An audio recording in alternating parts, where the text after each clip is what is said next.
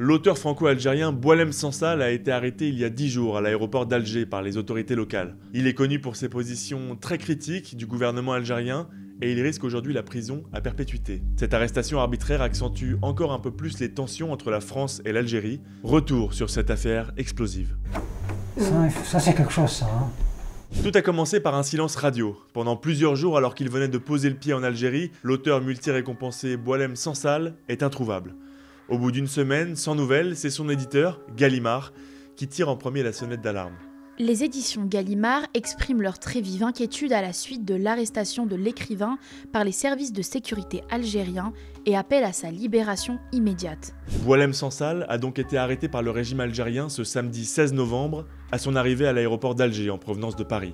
Très vite, les voix s'élèvent en France et dans le reste du monde pour prendre la défense de l'écrivain. Parmi eux, plusieurs prix Nobel de littérature comme Annie Ernaux ou Jean-Marie Leclésio appellent à la libération immédiate de l'écrivain. Parmi les signataires de la tribune, on retrouve plusieurs stars de la littérature comme Salman Rushdie ou Roberto Saviano, l'auteur de Gomorrah.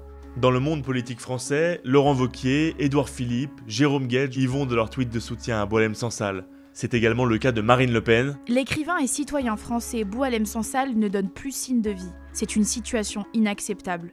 Le gouvernement français doit agir pour obtenir sa libération immédiate. Ou de Olivier Faure, premier secrétaire du Parti socialiste. Esprit libre, trait d'union entre l'Algérie et la France, j'appelle les autorités françaises à obtenir sa libération. Mais alors pourquoi cet écrivain a-t-il été arrêté par les autorités algériennes? Boualem Sansal est né en 1949 en Algérie, 13 ans avant l'indépendance du pays. Avant d'être écrivain, il a été ingénieur, docteur en économie industrielle, il a même travaillé en tant que haut fonctionnaire de l'administration algérienne, notamment au sein du ministère de l'Industrie. Il a 50 ans quand il écrit son premier roman, Le Serment des barbares, où il raconte la montée de l'islamisme dans la société algérienne, qui a mené à la décennie noire, où près de 200 000 personnes ont été tuées. Quelque temps après la publication du livre, Boualem Sansal est démis de ses fonctions, et sa carrière d'écrivain commence alors réellement. Au fil de ses romans, souvent primés en France et censurés en Algérie, Boualem Sansal s'inscrit dans une critique vive et sans relâche de la société algérienne, gangrénée selon lui par la corruption, l'effacement des libertés et la montée de l'islamisme.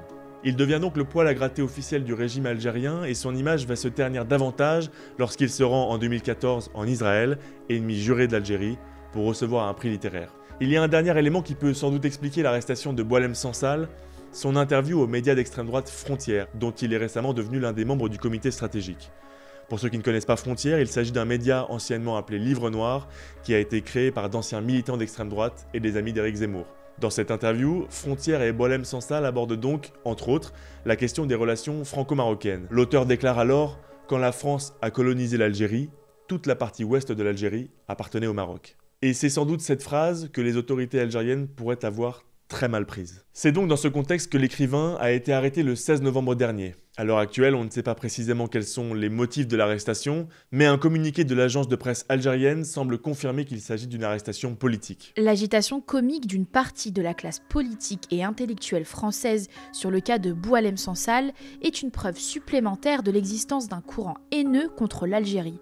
Un lobby qui ne rate pas une occasion pour remettre en cause la souveraineté algérienne. Le reste du communiqué, extrêmement dur avec la France et Emmanuel Macron, ne laisse que très peu de doutes sur la colère des Algériens. Mais au-delà du cas Boualem Sansal, cette colère s'inscrit dans une rivalité à peine cachée entre la France et l'Algérie depuis la récente prise de position de la France au sujet du Sahara occidental. Alors si vous ne connaissez pas ce sujet, je vais vous expliquer le plus simplement possible. Le Sahara occidental est un territoire équivalent à la taille de la Nouvelle-Zélande, qui était sous protectorat de l'Espagne pendant une centaine d'années. À la fin du mandat espagnol, en 1975, le Sahara occidental devait être partagé entre le Maroc d'un côté et la Mauritanie de l'autre. Mais la population locale, qui n'a pas été consultée, rejette formellement ces accords. La décision est également violemment contestée par le Front Polisario, mouvement indépendantiste du Sahara occidental. Récemment, le président français Emmanuel Macron a offert son soutien au Maroc dans sa souveraineté sur le territoire du Sahara occidental, alors que l'Algérie, elle, soutient le Front Polisario. Boualem Sansal est donc vraisemblablement victime d'une confrontation diplomatique, en plus de ses relations compliquées avec son pays d'origine. Et cette situation inquiète beaucoup son avocat français, François Zimmeret, qui craint que l'écrivain ne termine sa vie derrière les barreaux. Et cette hypothèse est probable, car Boualem Sansal pourrait être poursuivi pour atteinte à l'intégrité du territoire national au titre des articles 79 et 87 bis du Code pénal algérien, un chef d'accusation extrêmement grave qui peut mener à une peine de prison à perpétuité. À l'heure où on parle, on ne connaît ni les conditions de détention de Boualem Sansal, ni la date de son passage devant un procureur de la République algérienne.